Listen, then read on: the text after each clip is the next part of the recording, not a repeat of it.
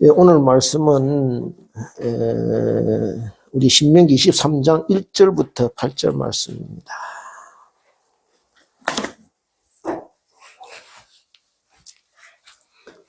신명기 23장 1절부터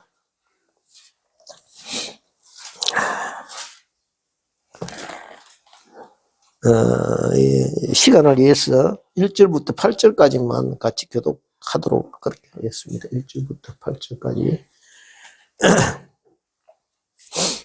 예. 제가 가지고 있는 성경은 296페이지입니다. 296페이지. 예. 296페이지입니다. 찾으신 대로 제가 교독하겠습니다. 고안이 상한 자나 엉경이 잘린 자는 여호와의 총회에 들어오지 못하리라. 사생자는 여호와의 총회에 들어오지 못하리니 10대에 이르기까지도 여호와의 총회에 들어오지 못하리라. 암몬 사람과 모압 사람은 여호와의 총회에 들어오지 못하리니 그들에게 속한 자는 10대뿐 아니라 영원히 여호와의 총회에 들어오지 못하리라. 그는 너희가 애굽에서 나올 때에 떡과 물로 너희를 길에서 영접하지 아니하고 메소포타미아의 부돌 사람 부올의 아들 발람에게 뇌물을 주어 너희를 저주하게 하려 하였으나 네 하나님 여호와께서 너를 사랑하심으로 네 하나님 여호와께서 발람의 말을 듣지 아니하시고 네 하나님 여호와께서 그 저주를 변하여 복이 되게 하셨나니 네 평생에 그들의 평안함과 형통함을 영원히 구하지 말지어다. 너는 에돔 사람을 미워하지 말라. 그는 네 형제임이라. 애굽 사람을 미워하지 말라. 네가 그의 땅에서 객이 되었음이니라. 같이 읽겠습니다. 그들의 3대 자손은 여호와의 총회에 들어올 수 있는 일. 예.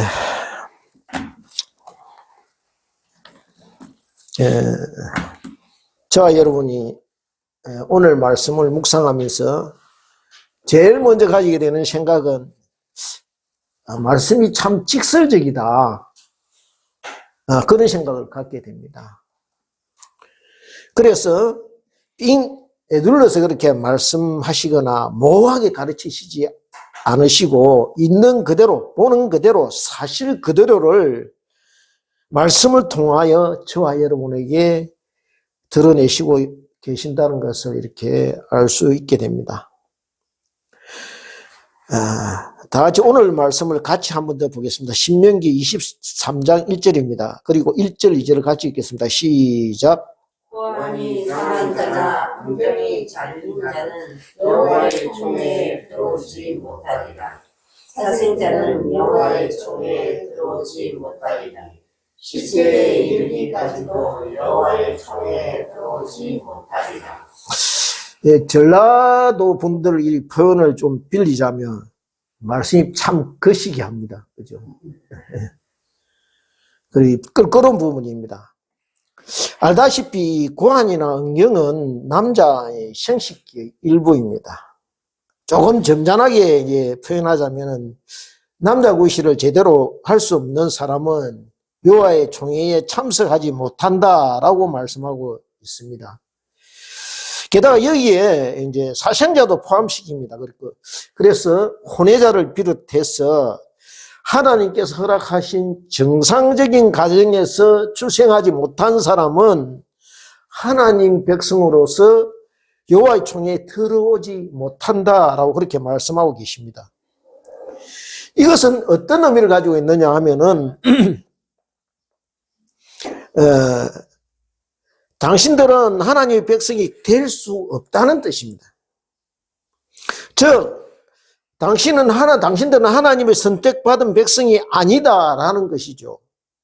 그것은 또한 하나님께서 주시는 기업, 축복된 땅을, 약속된 땅을 받을 수 없는 사람이다라는 뜻입니다.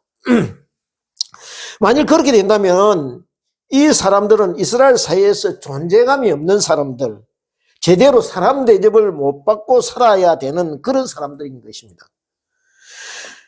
그렇다면 도대체 여호와의 총회가 무엇이길래 이처럼 총회에 출입할 수 있는 사람과 출입할 수 없는 사람으로 이렇게 구분하고 있을까요? 왜냐하면 여호와의 총회는 아무나 참석할 수 있는 모임이 아니기 때문입니다. 그 모임에 참석할 수 있는 사람은 첫째로 여호와께로부터 부름을 받은 사람들입니다. 초대받은 사람들입니다. 하나님께로부터 초대장을 받은 사람들이라는 것입니다. 그리고 이 총회에 참석하기 위해서는 자신을 성결하게 한 후 하나님께 나아가야 하는 것입니다. 물론 정상적인 이스라엘 그 남자들이라면 다 이 모임에 참석할 수 있을 것입니다. 그런데 왜 하나님께서 성인 남자이지만은 자녀를 생산할 수 없는 그런 사람들은 그러니까 출생을 자녀를 낳을 수 없는 그런 문제가 있는 사람이나 사생자에 대해서 출입을 금하게 하셨을까요? 이것은 다른 것이 아니라 씨에 대한 문제라는 것입니다. 씨.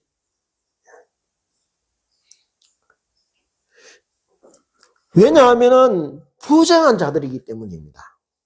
하나님께서 이 땅에 사람을 창조하신 후에 제일 첫 번째 내리신 명령이 무엇이냐 하면은 자신이 만든 모든 피조물에 대하여 생육하고 번성하여 땅에 충만하라고 그렇게 명령하십니다. 땅을 정복하라고 그렇게 하십니다. 그래서 사람이 움직이는 모든 생물을 다스리도록 하셨습니다. 이것은요, 인간이 죄로 인해서 이 세상이 물로 심판을 받아서 다 멸망하고 난 뒤에 노아와 그의 가족들이 새로운 삶을 시작할 때도 마찬가지였습니다. 그래서 창세기 9장 1절에 보면 다시 또 그렇게 말씀하십니다. 그들에게 이르시되 생육하고 번성하여 땅에 충만하라고 똑같은 말씀을 하십니다. 그러니까 이 말씀은 그냥 말씀이 아니라 저와 여러분이 반드시 지켜야 되는 지상명령이라는 것이죠. 우리가 지키면 좋고 안 지켜도 그만인 그런 말씀이 아니라는 것입니다. 지키지 않으면 안 되는 생명의 말씀이라는 것입니다. 그런데 문제는 아이를 낳고 싶어도 그러니까 이 생식기가 건강하지 못하거나 이렇게 상처를 입거나 잘려버려서 자녀를 생산할 수 없다는 것이죠. 출생 때부터 그렇게 된 경우도 있겠지만 대부분의 경우는요, 여기에 보면은 자기들 스스로 그렇게 해서 아이 낳는 것을 포기해버린 것입니다. 무엇 때문입니까? 왜냐하면 그 당시 가나안 땅에 이방 백성, 가나안 그 땅에서 이방 백성들이 신전에서 제사의식을 행할 때 그 바알이나 아세라에게 남자들이 충성의 표시로 자기의 이 생식기를 상하게 하거나 잘라서 바쳤다는 것입니다. 그러니까 이것을 본 이스라엘 백성 중에서 이방 신전에 참배하거나 그것을 본따서 자기 스스로 이렇게 고자를 만들어 버리는 일이 가끔 있었다는 것이죠. 이처럼 가나안 문화에 물들어 있었던 사람들이 중간에 섞여 있었다는 것입니다.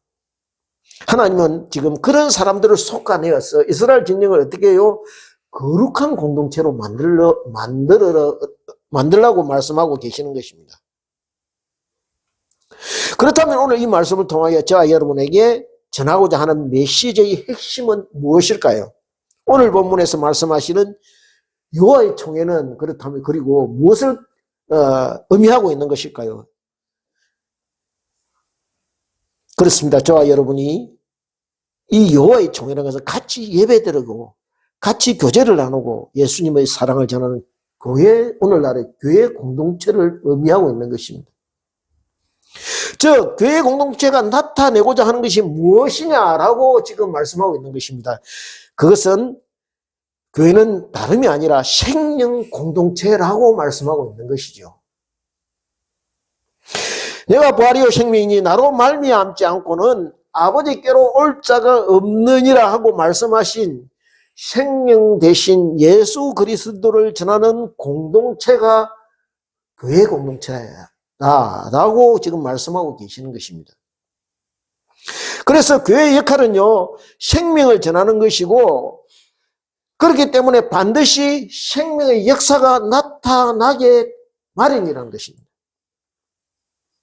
보십시오. 세상의 역사는 언제나 죽음의 역사를 그렇게 이어가려 합니다. 그래서 언제나 죽음의 역사를 붙들고 늘어집니다. 가만히 한번 보십시오. 우리가 영적 전쟁 이렇게 이야기를 하지만은 다른 말로 하면 이것은요, 죽음의 역사와 생명의 역사에 관한 싸움입니다. 어둠의 세력들은 언제나요, 죽음의 역사를 부여잡고 그것으로 사람의 마음을 잡으려 합니다.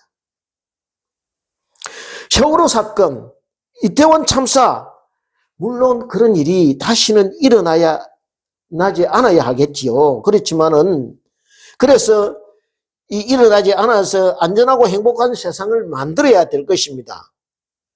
그렇다면 그 초점이 어디에 맞춰져야 되겠느냐는 것이죠. 다시는 그런 불행한 일이 일어나지 않도록, 재발되지 않도록 안전한 세상을 만드는 데 초점이 맞춰져야 하지 않겠습니까? 그런데요, 우리가 신문 매체나 방송에서 보듯이 제주 4.3 사건, 여순 반란 사건, 일어난 지 지금 70년도 더 된 그런 불행한 일을 가지고요, 그 어둠의 불씨를 여전히 뒤적이고 있는 어둠의 세력들이 있다는 것이죠. 불장난하는 사람은요, 옆에 있는 사람도 다 태워버려요. 이웃집 집까지 태워버립니다. 자칫하면. 이렇게 참 어리석게 짝이 없는 일을 반복하고 있는 것입니다. 왜 이처럼 어둠의 세력이 극성을 부리고 있느냐 하면은 교회 공동체가 제 할 일을 못했다는 것이죠. 교회가 등불이 되고 소망이 되고 빛이 되고, 그리고 사람들이 참 생명을 만나도록 그렇게 하지 못했다는 것입니다. 그저 나만 제대로 믿으면 된다, 나만 제자리를 지키면 된다 라고 생각했기 때문입니다. 그러다가 우리 사회가 여기까지 오게 되었다는 것이죠.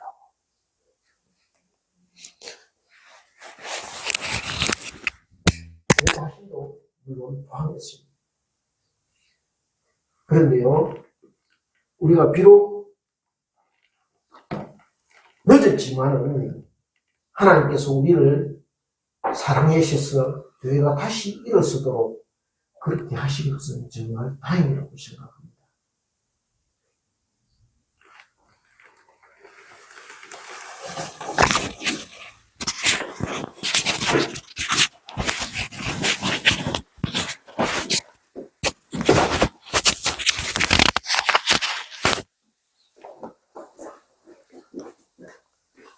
그러나 우리가 그렇다고 해서 상대방을 원수처럼 여기거나 적대시해야 된다는 것은 아닙니다. 물론 그 주동자들은 물리쳐야 하지만은 아직 제대로 알지 못해서 참빛을 만나지 못해서 그들에게 이용당하고 휘둘리는 사람들은 저와 여러분이 그 참빛을 전하는 길라잡이가 되어야 된다는 것입니다.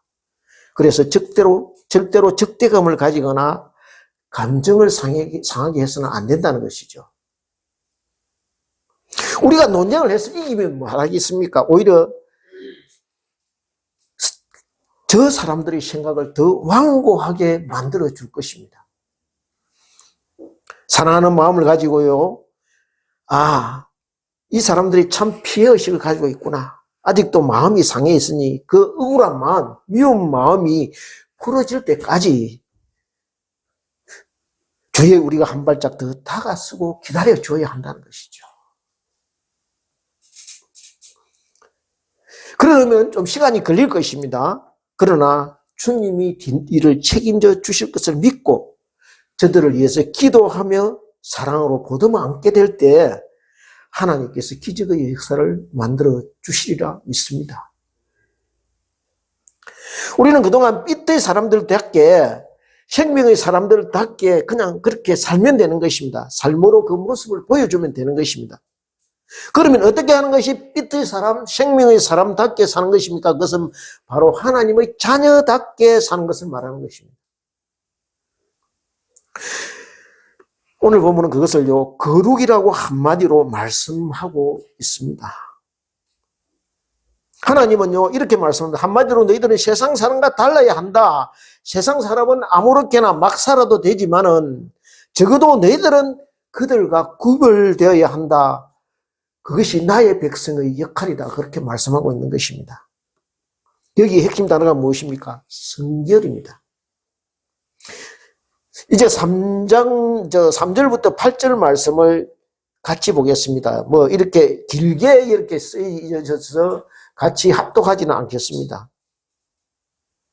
한마디로 요약하면요, 지나간 역사를 잊지 말라고 말씀하고 계시는 것입니다. 너의 평안함과 형통함의 시작과 마지막이 어디에 있느냐? 이 모든 것이 어떻게 해요? 여호와께로 인한 것이다 라고 말씀하고 계십니다. 그렇습니다. 사람은요, 참 잘 잊고 삽니다. 지나간 역사를 잊는다는 것은 축복이 될 수도 있고 저주가 될 수도 있습니다. 괴롭고 참혹했던 일은요, 빨리 잊는 것이 좋습니다. 그죠? 그러나 절대로 잊어서는 안 되는 것은 하나님의 은혜라는 것이죠. 하나님의 은혜를 이렇게 잊어서는 안 된다는 것입니다. 지금 모세는요, 하나님께서 베푸신 은혜를 잊지 말라고 거듭 우리에게 강조하고 있습니다. 보십시오. 모압이 어떻게든 이스라엘을 망하게 하려고 길을 쓰고 애써 보았지만은요, 그거 다 물거품으로 돌아갔다라고 말씀하고 있습니다. 왜? 나 여호와가 그 일을 허락하지 않았다라고 말씀하시는 것입니다.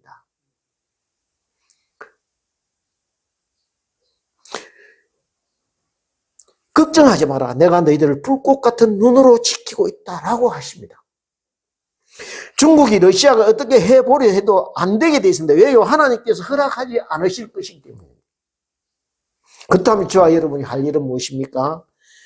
이 일을 하나님이 우리를 어떻게 도우셨는지 그 일을 잊지 않는 것입니다.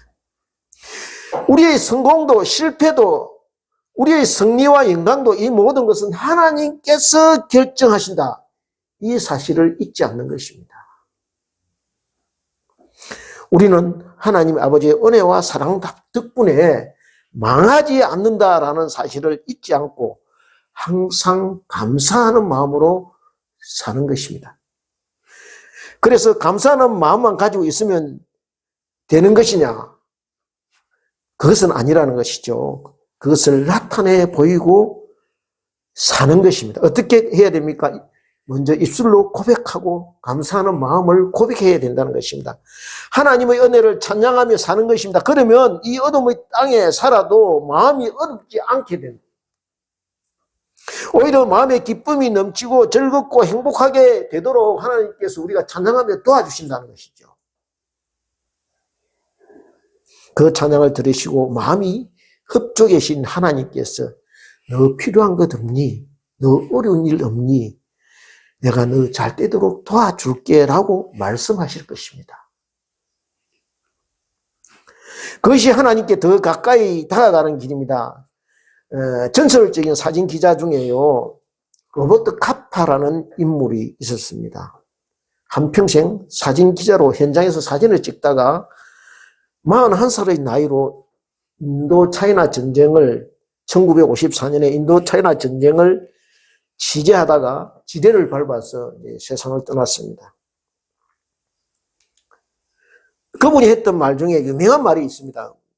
무슨 말이냐 하면요, 제가 정확하게는 기억이 나지 않지만 이 기억을 더듬어 보면 이렇습니다. 당신이 찍은 사진 중에 마음에 들지 않는 부분이 있다면 그것은 당신이 좀 더 현장에 다가가지 않는 이유다라고 이야기했습니다. 마찬가지로 저와 여러분이요, 살아가면서 세상 유혹이 흔들리고 때로는 하나님이 계신가 안 계신가 희미하게 느껴질 때가 있다면 그것은 아직도 저와 여러분이 하나님께 바짝 가까이 다가가지 않았다는 것입니다. 그렇습니다. 세상이 왜 이래? 하나님이 계신다면 어떻게 이럴 수 있으라는 생각이 혹시 든다면 그때마다 하나님 앞으로 바짝 다가서라는 것입니다. 그러면 저와 여러분은 살아계신 하나님의 음성을 들을 수 있게 될 것입니다. 하나님께서 저와 여러분에게 베푸신 은혜를 잊지 않는 길이 있습니다. 그것은요, 항상 살아계신 하나님의 음성을 듣는 것입니다. 저와 여러분에게 말씀하시는 하나님을 만나고 누리는 것입니다. 이제 12절부터 23장 12절부터 14절 말씀을 같이 합독하겠습니다. 다 같이 합독하겠습니다. 시작. 내 진영 밖에 변소를 마련하고 그리로 나가되 내 기구에 작은 삭을 더하여 밖에 나가서 대변을 볼 때 그것으로 땅을 팔 것이요 몸을 돌려 그 배설물을 덮을지 이는 내 하나님 여호와께서 너를 구원하시고 적군을 내게 넘기시려고 내 진영 중에 행하심이라. 그러므로 내 진영을 거룩히 하라. 그리하면 내게서 불결한 것을 보시지 않으므로 너를 떠나지 아니하시리라. 이 말씀의 요지가 무엇입니까? 지금 이스라엘은 전쟁 중에 있다는 것입니다. 그리고 이 전쟁에서 승리하기 위해서는 무기를 점검하고 기름칠을 한다거나 보수한다거나 그 다음에 적의 기선을 제압하기 위해서 정신무장을 강화하는 것이 아니라 진영을 깨끗하게 성결하는 것이 지금 급선무라고 말씀하고 있는 것입니다. 그렇습니다. 지금 이 시대에 저와 여러분이 마주하고 있는 상황은 영적 전쟁과 같은 것입니다. 그래서 싸움에서 져서 목숨을 잃거나 적의 포로로 이리저리 끌려다니거나 아니면은 승리해서 자유의 몸으로 마음껏 하나님 찬양하고 예수님 사랑 전하고 우리가 있는 곳에서 성경을 말하고 하나님 은혜를 전할 수 있느냐, 그 갈림길에 놓여 있다는 것입니다. 얼마 전 우리가 경험하지 않았습니까? 코로나 전염병 때문에 어디 마음대로 모여서 예배하고 찬양할 수 있었습니까? 전례는 무서운 것입니다. 명분을 찾으면 언제나 있는 것입니다. 국가 공동체가요, 전체를 위해서 교회가 예배 좀 쉬어라. 그 정도 양보 못하는 교회가 무슨 교회냐? 그 기간 동안 집에서 온라인으로 예배 드리면 되지. 그것도 안 된다고 하면은 교회가 너무 이기적이다. 그러니까 욕을 먹지라고 여론이 같이 한술 더 뜰 수 있다는 것이죠. 또 그런 일이 없으라는 보장이 없다는 것입니다. 하물며 어둠의 세력들이 어떻게든 하나님의 백성이 예배 드리는 것을 방해하기를 그렇게 시도한다는 것이죠.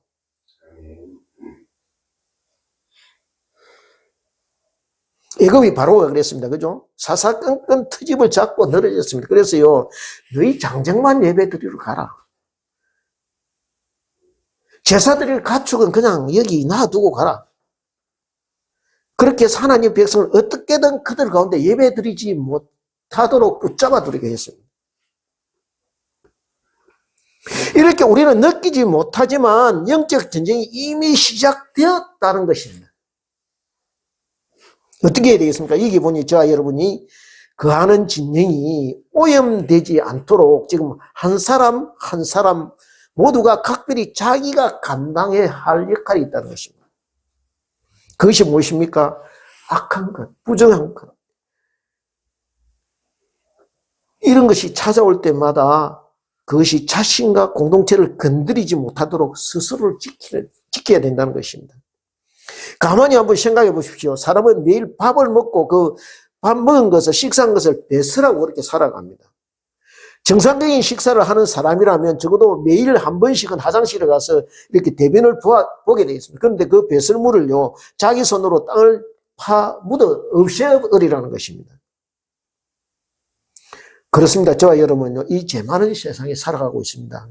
그래서요, 우리가 생각하는 것, 말하는 것, 행동하는 것, 몸을 움직이는 동안 알게 모르게 죄가 우리 속으로 들어와서 우리를 오염시켜요. 사람은 죄의 본능을 지니고 태어났고 죄에 익숙해져 있는 상태이기 때문에 가만히 두면요, 스스로 죄에 물들어 버립니다. 희망적인 생각, 밝고 건전한 미래보다는 항상 부정적인 생각에 사로잡히기 쉽습니다. 사람이 왜 쉽게 음모론 같은 이런 데 허황된 말에 동조하고 그렇게 빠져드는 줄 아십니까? 예수님께서 우리 가운데 계시지 않으면요, 우리 마음이 그렇게 어두운 가운데 휩싸여 버린다는 것이죠. 우리 모두가요, 불구경하고 싸움 구경이 제일 재밌다고 말합니다. 남의 집 불타서 지금 망하게 되는데 무엇이 그리 신나고 재밌겠습니까? 이처럼 우리가 음모론에 취약하고 쉽게 귀를 기울이게 되어 있다는 것입니다. 그래서 강우병, 천안함이 잠수함하고 충돌했다는 말에 쉽게 넘어가는 것입니다. 나치 독일 당시 선전상이었던 게벨스의 말이 있습니다. 뭐라고 했느냐 하면은 거짓말도 자꾸 하면 진실이 된다라고 말했습니다. 그래서 독일 국민 전체가 히틀러의 말에 쏘가 넘어갔습니다. 이처럼 저와 여러분 모두 악한 영에 쏘가 넘어가기 쉬운 존재라는 것입니다. 악한 생각, 황된 생각, 이기적인 욕심이 들어올 때마다 여기에 자기 배설물을 몸을 돌려서 땅에 파묻듯이 그것을 처리해야 된다는 것입니다.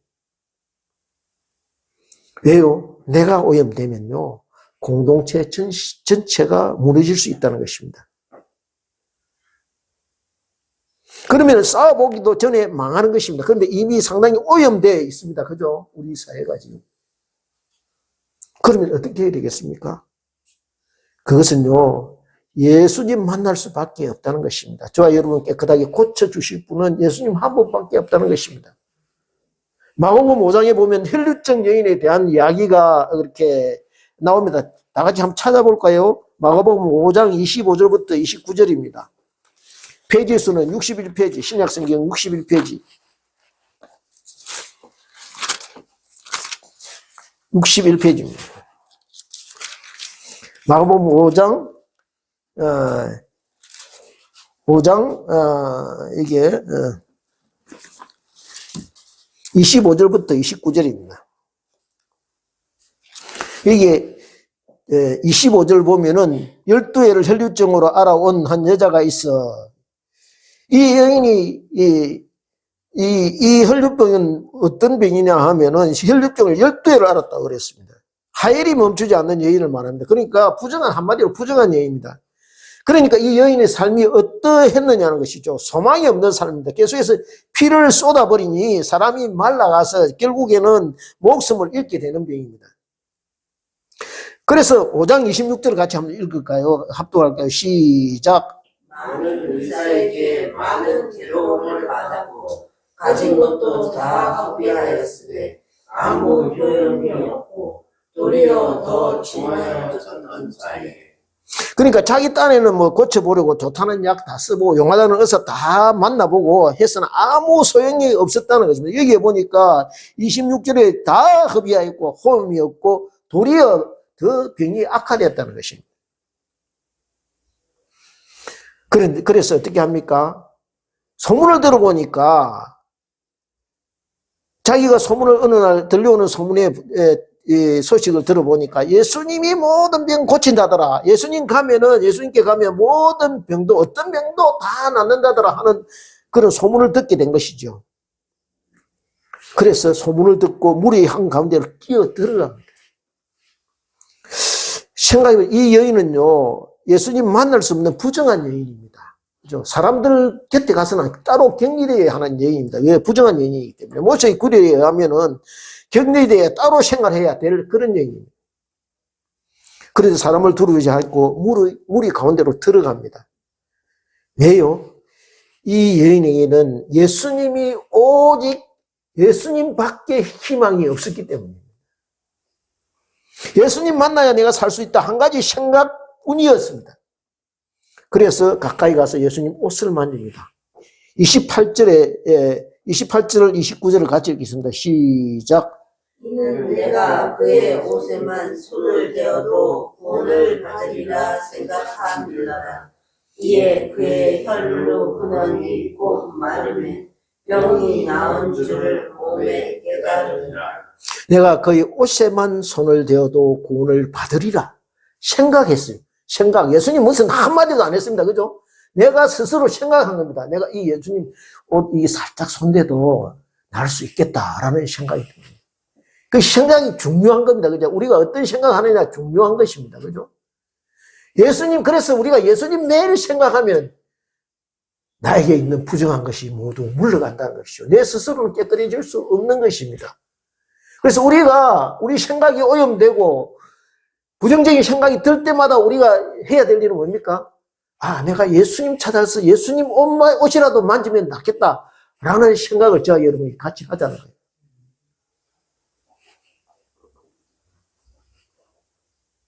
그런데 어떻게 봅니까? 손을 대자마자 성경에 보면 혈류의 근원이 곧 마르게 되었습니다. 그러니까 깨끗이 흔적도 없이 어떻게 해요? 사라져버렸다는 것입니다.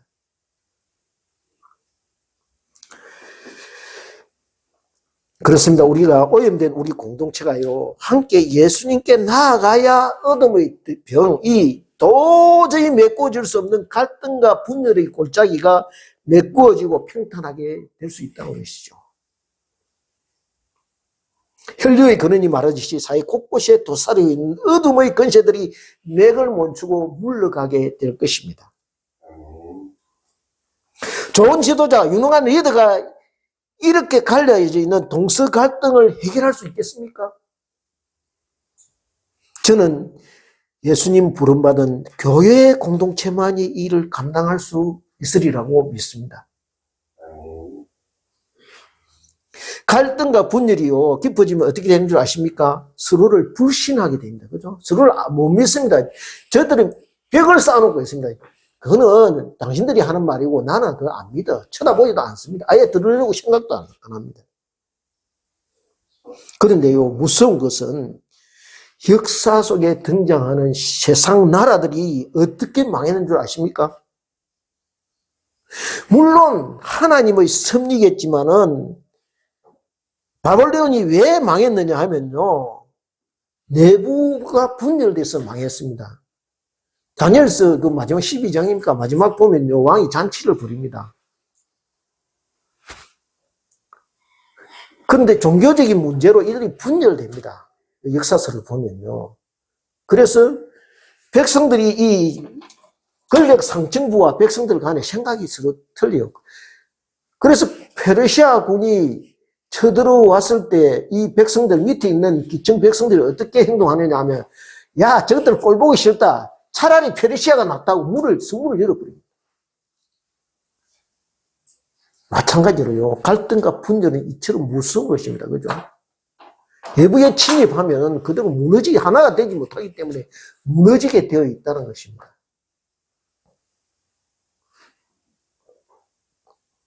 오늘 말씀의 핵심이 무엇입니까? 거룩입니다. 저와 여러분이 거룩해야 하나님께서 언제나 저와 여러분 곁에 머무를 수 있다는 것입니다. 내 진영을 거룩히 해라. 그리하면 내게서 불결한 것을 보시지 않으므로 너를 떠나지 아니하시리라 합니다. 언제까지나 하나님 우리 곁에 머무시면 우리는 안전합니다. 튼튼합니다.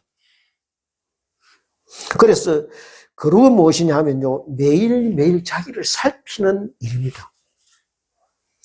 이처럼 경건은 자신을 지키는 일입니다. 다 같이 디모데전서 4장 7절을 한번 같이 읽겠습니다. 340페이지입니다. 340페이지. 디모데전서 4장 7절입니다. 340페이지입니다.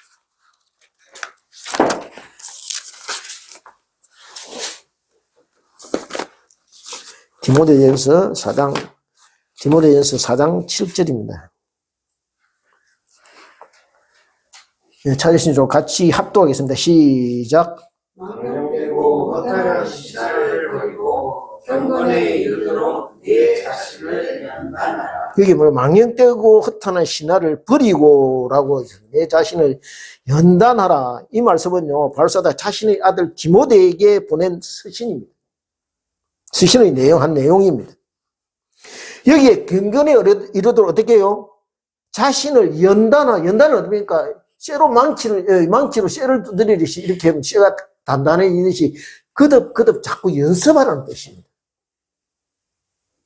우리가 성결하려면 어떻게 해야 된다고요? 매일매일 자신을 연습해야 된다. 성결 연습을 해야 된다는 것입니다. 경건은 그러니까 하루아침에 되는 것이 아니라는 겁니다. 그것을 연습하고 그렇게 연습하다가 넘어지고 실족하지만은 그럼에도 낙심하지 않고 일어서서 주님께 소망을 두고 내 안에 쏙된 것들을 쳐내고 그렇게 말씀을 지키려 할 때 그때 그 바탕 위에 세워지는 것입니다. 건축 설계를 하시는 분들이 잘 하는 말이 있습니다.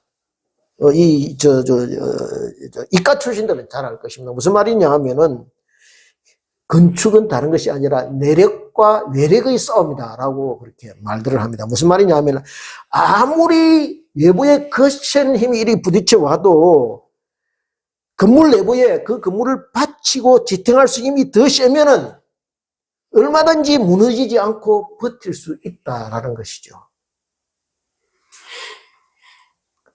저와 여러분의 믿음이요, 이 혼란 시기에 소용돌이가 힘을 치는 세상에서 반석 대신 주님의 터 위에 서 있으면은 내부에서 아무리 흔들고 이렇게 요동쳐도 꼼짝하지 않고 버텨낼 수 있게 된다는 것이죠. 그래서 우리 사회를 영적으로 지탱하는 믿음의 일꾼들, 맡은 소명을 다 감당하는 충성된 일꾼이 될 것입니다. 돌아오기는 저와 여러분 모두가 다 끝까지 하나님께서 원하시는 거룩을 이루어 감으로 인해서 마지막 날에 주님께서 저와 여러분에게 잘하였도다 충성된 종아라고 칭찬받는 그런 좋은 일꾼들, 훌륭한 일꾼들, 1등 일꾼들이 다 되실 것을 주님의 이름으로 축원드립니다. 기도하겠습니다. 아버지 감사합니다. 주님께서 신명기 23장을 통해 우리에게 주신 말씀을 저희들이 살펴보았습니다. 주께서 함께하여 주셔서 우리 스스로의 힘으로는 우리가 성결을 이룰 수 없습니다. 거룩함을 이루어갈 수 없습니다. 날마다 우리가 주님께 한 걸음씩, 하나님께 한 걸음씩 더 가까이 다가갈 수 있게 하시고, 그리하여 우리가 주님의 말씀을 통하여, 주님이 들려주시는 그 음성을 통하여 우리의 성결을 날마다 깨끗함을 우리가 지키고 이루어 갈 수 있도록 주님이 우리를 연단하시고 주님 붙들어 주시고 역사하여 주시옵소서. 우리가 성결하여야, 깨끗하여야 주님께서 언제나 우리 곁에 머무시겠다고 약속하셨사오니 주님, 우리를 그냥 두지 마시고 우리를 단련시키고 주님 함께하여 주시옵소서. 우리가 언제나 주님 곁에 머무를 수 있도록 주님의 손이 우리를 붙드시고 함께하여 주시옵소서. 감사드렸고 예수님 이름으로 기도드리옵나이다. 아멘.